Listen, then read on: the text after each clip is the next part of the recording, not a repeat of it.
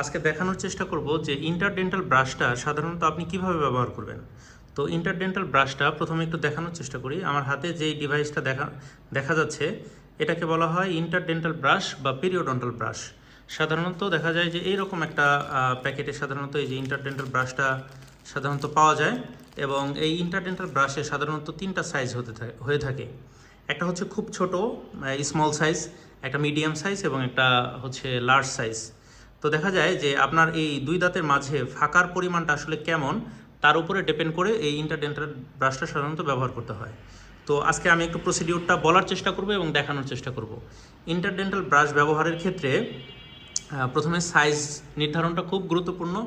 যদি এই দুই দাঁতের মাঝে সাধারণত ফাঁকাটা অনেক বেশি হয় তাহলে আপনি যে লার্জ সাইজ সেই লার্জ সাইজটা নেবেন, এবং ফাঁকাটা যদি কম্পারেটিভলি কম হয় মিডিয়াম সাইজ, এবং অনেক কম হলে আপনি স্মল সাইজটা ব্যবহার করবেন।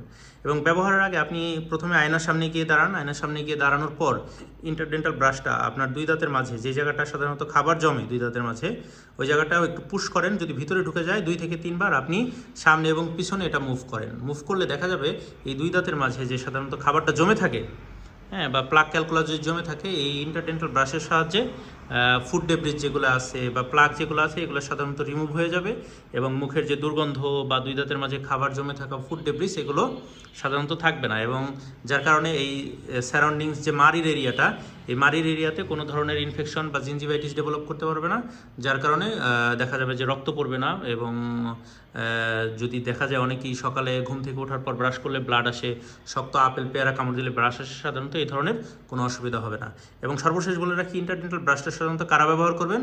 এটা ব্যবহার করবেন যারা সাধারণত এই দুই দাঁতের মাঝে ফাঁকা রয়েছে, খাবার খেলে এই দুই দাঁতের মাঝে জমে থাকে, যাদের দেখা যায় কোনো একটা দাঁতে সাধারণত ক্রাউন করা বা ডেন্টাল ব্রিজ করা রুট ক্যানেল ট্রিটমেন্ট করার পর দেখা যায় তাদের ক্ষেত্রে ওই রুট ক্যানেলের যে দাঁতটা এবং যে ভালো দাঁতটা, এই দুই দাঁতের মাঝে সাধারণত খাবার জমে থাকে।